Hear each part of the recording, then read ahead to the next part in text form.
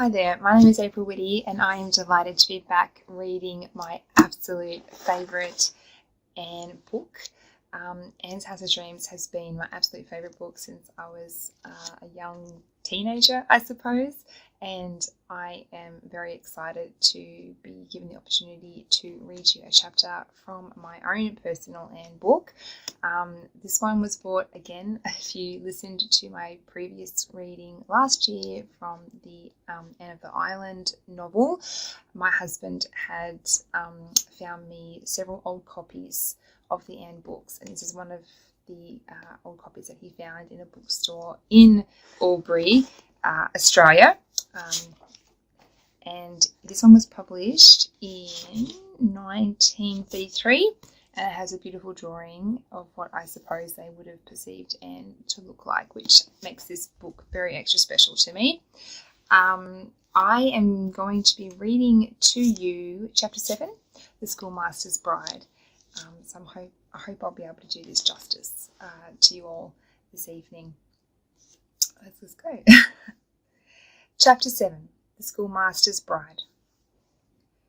Who was the first bride who came to this house, Captain Jim? Anne asked as they sat around the fireplace after supper. Was she a part of the story I've heard was connected with this house? Asked Gilbert. Somebody told me you could tell it, Captain Jim. Well, yes, I know it. I reckon I'm the only person living in Four Winds now that can remember the Schoolmaster's bride as she was when she came to the island. She's been dead this 30 year, but she was one of them women you never forget. Tell us the story, pleaded Anne.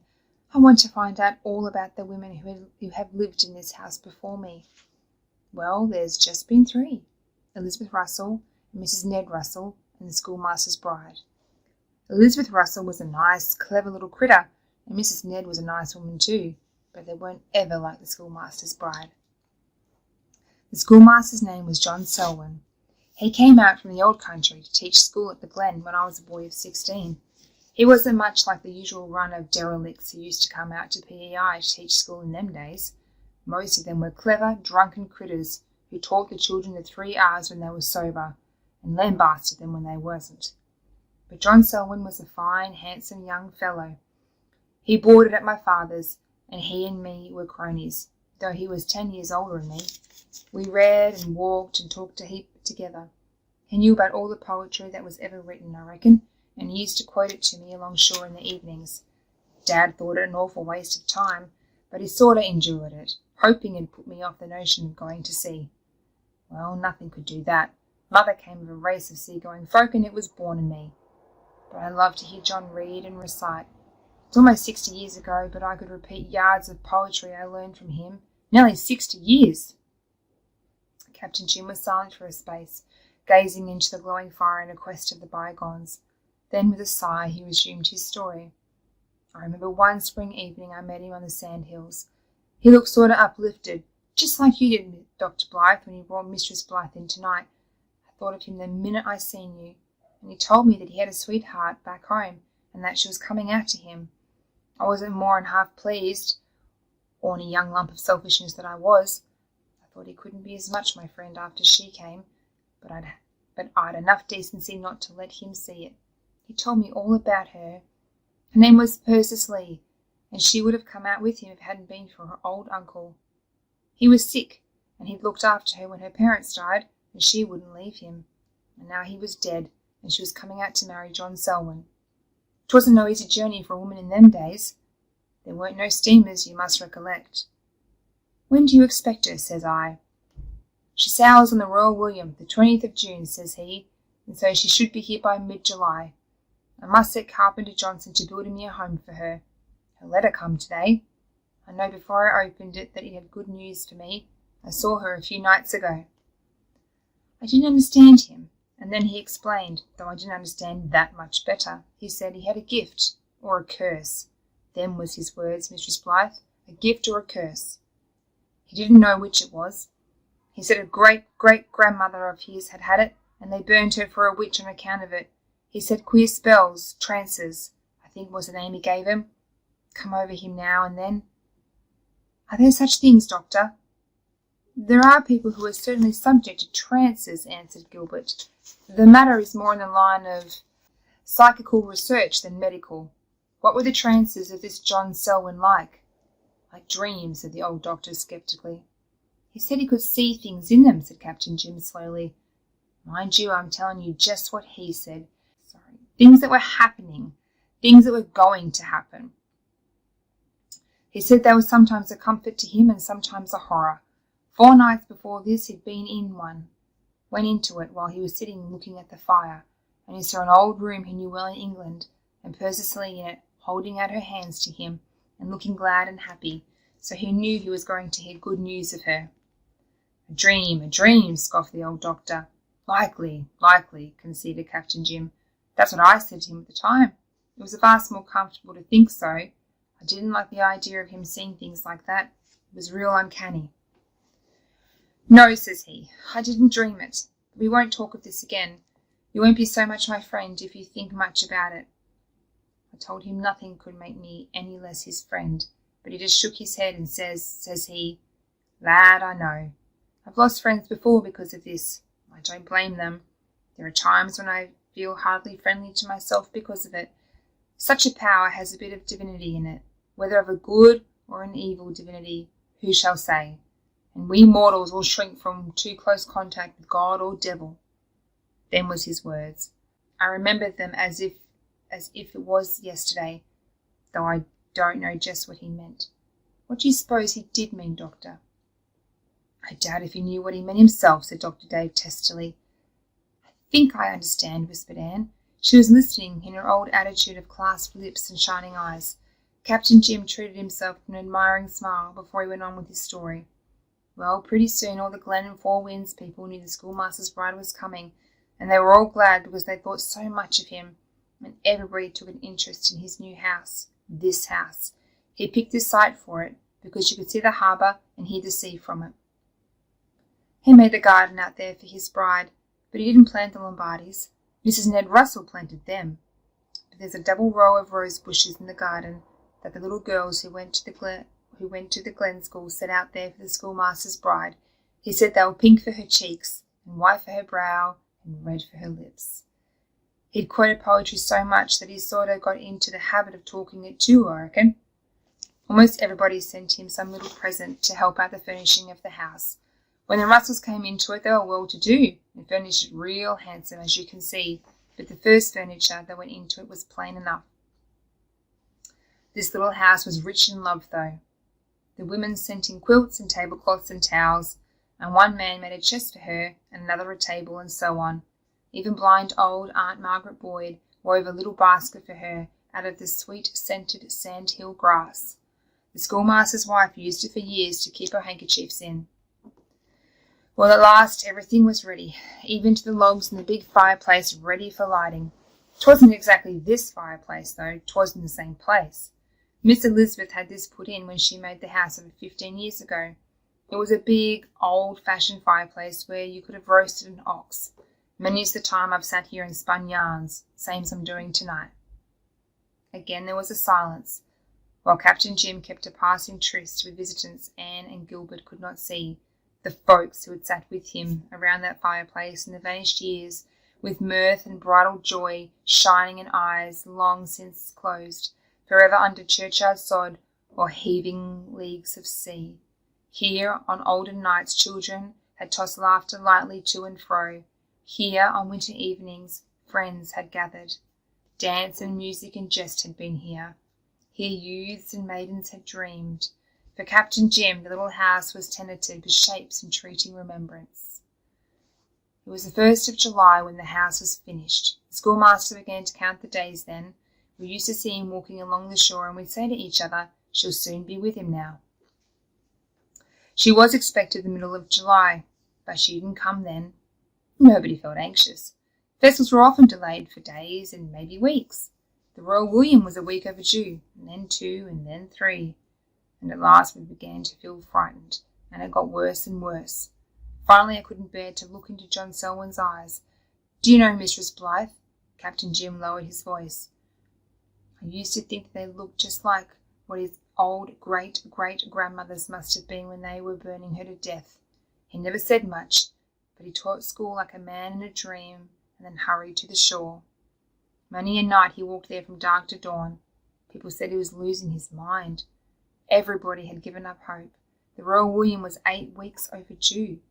It was the middle of September, and the schoolmaster's bride hadn't come. Never would come, we thought. There was a big storm then that lasted 3 days, and on the evening after it died away, I went to the shore. I found the schoolmaster there, leaning with his arms folded against a big rock, gazing out to sea. I spoke to him, but he didn't answer. His eyes seemed to be looking at something I couldn't see. His face was set, like a dead man's. "John, John," I called out, just like that, just like a frightened child. "Wake up, wake up." That strange, awful look seemed to sort of fade out of his eyes. He turned his head and looked at me. I've never forgot his face, never will forget it till I ships for my last voyage. "All is well, lad," he says. "I've seen the Royal William coming around East Point. She will be here by dawn. Tomorrow night I shall sit with my bride by my own hearth fire." "Do you think he did see it?" demanded Captain Jim abruptly. "God knows," said William softly.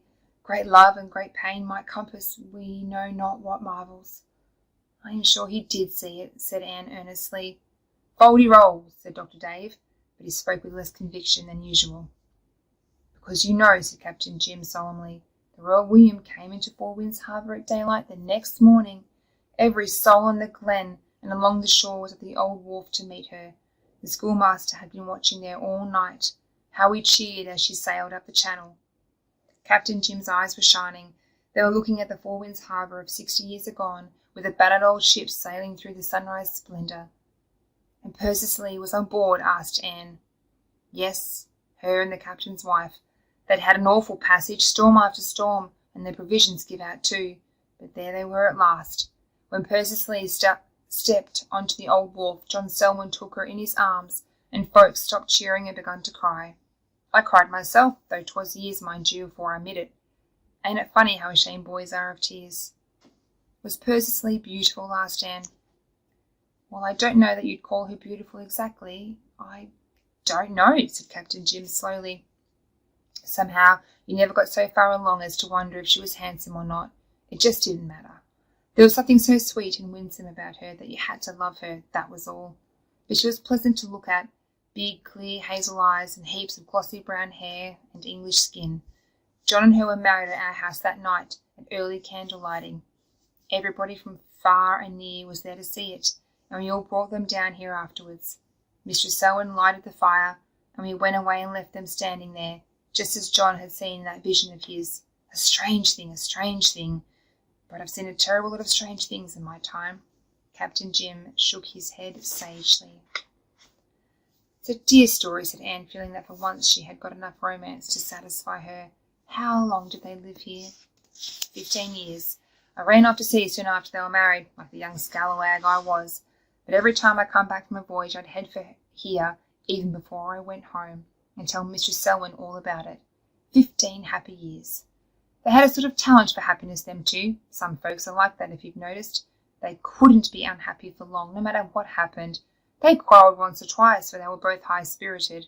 But Mistress Selwyn says to me once, says she, laughing in that pretty way of hers, "I feel dreadful when John and I quarrelled, but underneath it all I was very happy, because I had such a nice husband to quarrel with and make it up with."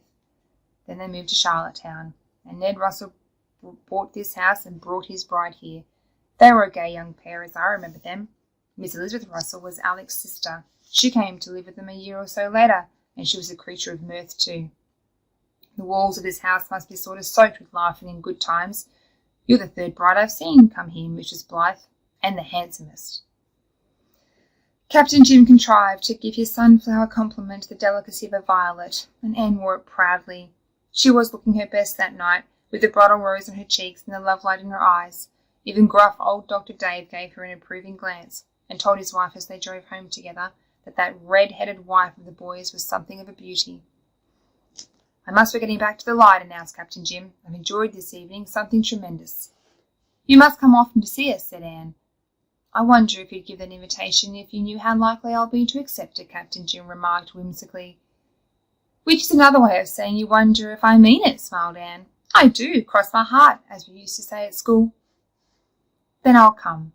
You're likely to be pestered with me at any hour, and I'll be proud to have you drop down and visit me now and then too. Generally I haven't anyone to talk to, but the first mate, bless his sociable heart.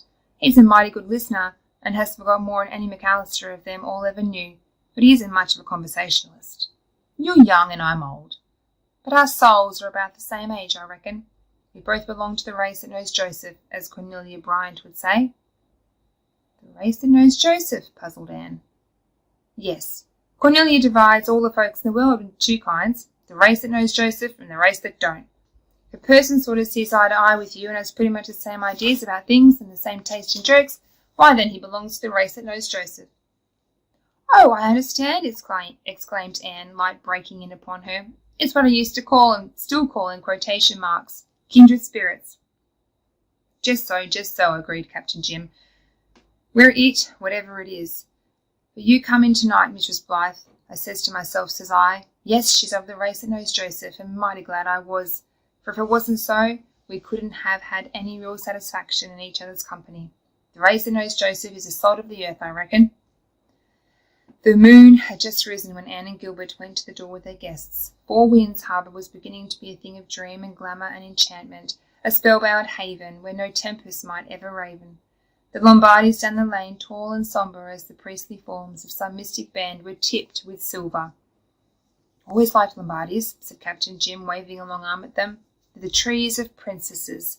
They're out of fashion now. Folks complain that they die at the top and get ragged looking. So they do. If you don't risk your neck every spring climbing up a light ladder to trim them out. I always did it for Miss Elizabeth, so her Lombardis never got out at elbows. She was especially fond of them. She liked their dignity and standoffishness.